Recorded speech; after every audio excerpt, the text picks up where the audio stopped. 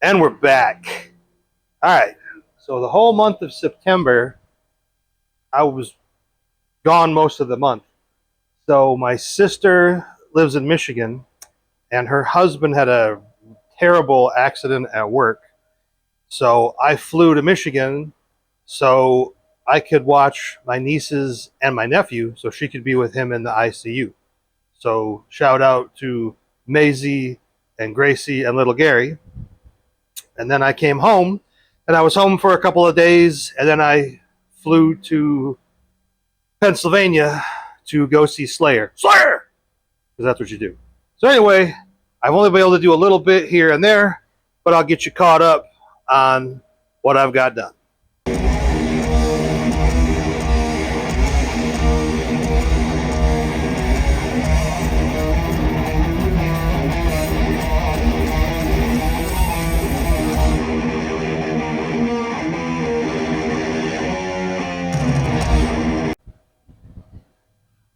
So I've got all the accessories bolted to the motor. I got the power steering pump. Got that from Rock Auto. Went on perfectly the first time. Uh, got my brackets on there. I got the belts. Everything's good. I'm going to try to put my Remflex header gaskets on with new header bolts today. I got my power steering lines hooked up from the pump to the box. I think I got lines off of like a 75 C10. They went on pretty good. Inside the cab, I got quite a bit done. I got my brake pedal mounted and my clutch pedal mounted. So these pedals came out of a 2005 Silverado. So what I ended up doing with this brake pedal was I had to make a plate, move it over so my steering column could come through, move the pedal over, got it hooked up to the booster. Now this pedal, let's see if I got, so this is the original pedal out of that '05 Silverado. And as you can see, this thing is like like super duper wonky. Let's see if I can even get it in the shot here. Come on, man. So it's like basically making a right turn. So I thought about it, like, what am I going to do? How am I going to make this work? So I jumped online, started Googling, and there's a company called KD or KB Diesel, and they actually make a metal pedal assembly. So I bought the metal pedal assembly from them, and I just put it in the shop press and straightened out the pedal. And then right here, I took out about 1.5 inches to make my pedals level. So those are my pedals. This is, that's the pedal out of that '05 Silverado. I'm going to use that pedal assembly and have those hooked up. Also, when I hooked the steering column up, this dash was pretty shaky in here. Like, it was pretty wobbly. So what I did was I made some brackets that went from this, whatever this thing is, and I brought them out to the dash, and I drilled holes in them where the steering column coupler goes.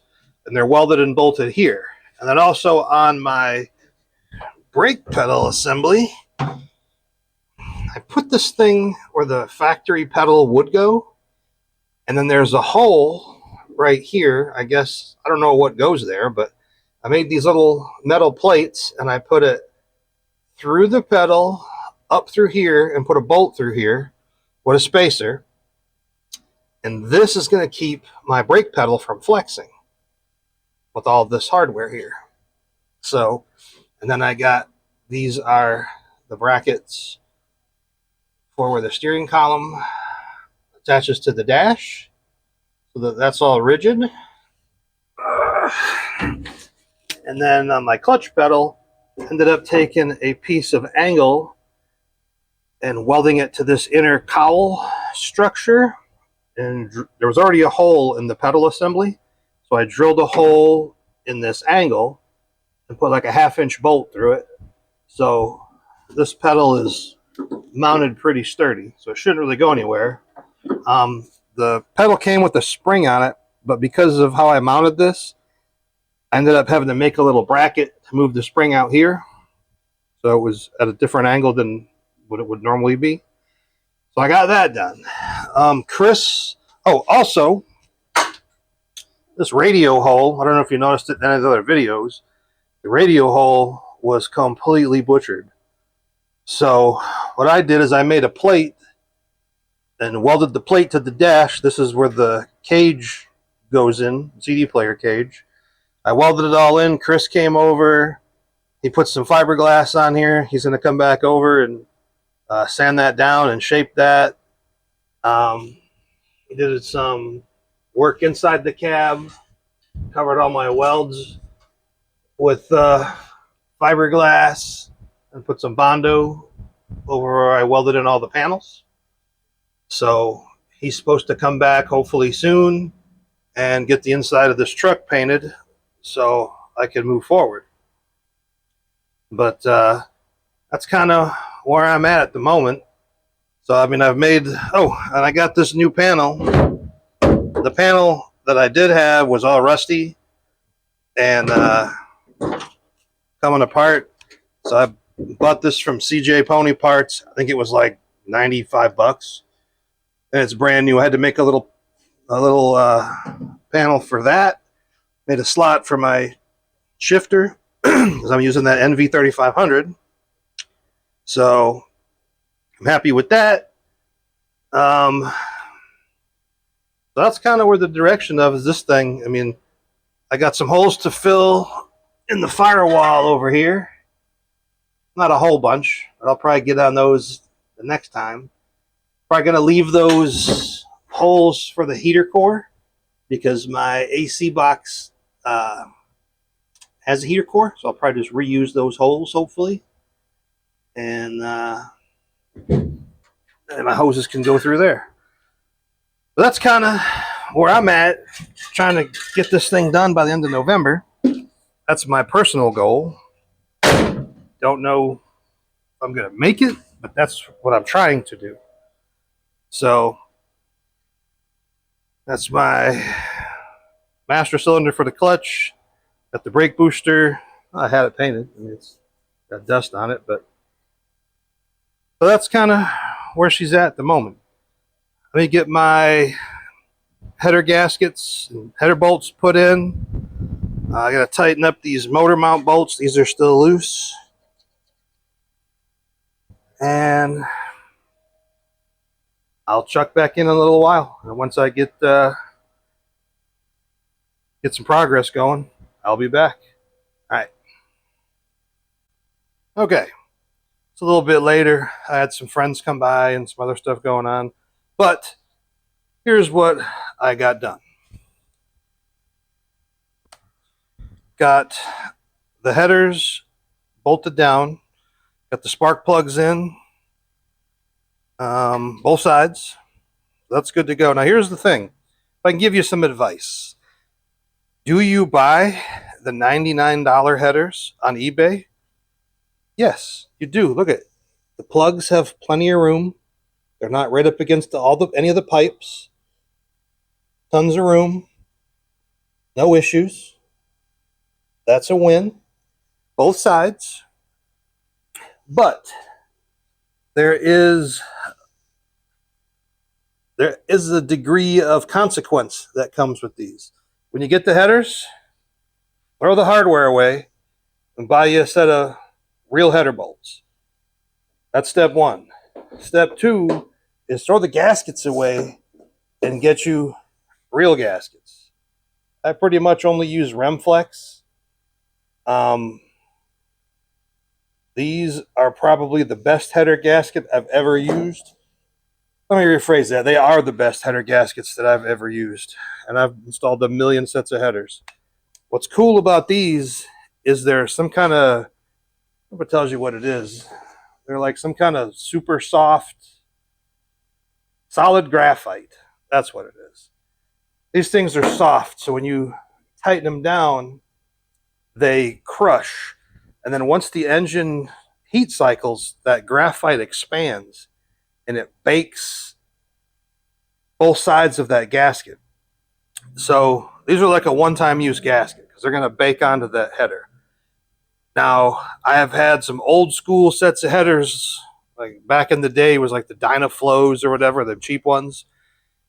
And the flange that goes to the head always had like welding beads on it, and they never really sat flush on the head unless you took a file to it. Well, times have changed. We don't have that anymore, but I have put some weird, funky headers on heads that I didn't know were going to seal or not, and I've used these gaskets, and they've always sealed every time. So if you're putting something together and you're not planning on pulling the exhaust back apart, I think a set of these is like $40. Totally worth it. Same thing with the collector gaskets. So buy the $100 headers from eBay because they're worth it. But when it comes to the gaskets and the hardware, all that stuff in the trash. That stuff is not worth it because the bolts fit they were 3/8 16 bolts, but they had 10mm heads. So that sucks. Nobody wants that. I'm sure the hardness of the bolt was trash too. So throw that away. I think those Milodon, what's the part number on these? I think these are 8454-3. It's the part number on them. I got them from Summit. I want to say they were like $15. Totally worth it. They're grade 8. So when you buy the cheap headers, get the good hardware. So next thing I'm going to do is rack this thing up and take some looks at the bottom and some measurement. I'm going to try to get a drive shaft made for it next week so I can put fluid in the transmission and possibly start it up. I mean, there's really nothing left on this motor except prime it, throw a distributor in it, put the carburetor on it, hook a fuel line to the pump, put the starter on it. I have all that stuff. And bump it over and break the cam in. And then once the cam's broken, it should be good to go. And then move on to brake system and running all the electrical. Now, the thing with that is I am waiting on Chris to come over and finish this cab because I don't want to put the steering column in here and start putting electrical components in this thing just to have it get damaged by humidity. This is Florida. So if I can get him to get the rag out of his ass and come get this cab finished, I could put the steering column up. I got to make my steering shaft. That's not a big deal. Hook my accelerator pedal up. Not a big deal. And I can set the seat in it. Once the glass and the seals are in, I can put the seat in it, put the rubber floor mat in, and this thing will drive around the yard. Put the brakes together on it, and it'll be a running, driving truck. So let me rack this thing up and look at the bottom, and we'll see what I got.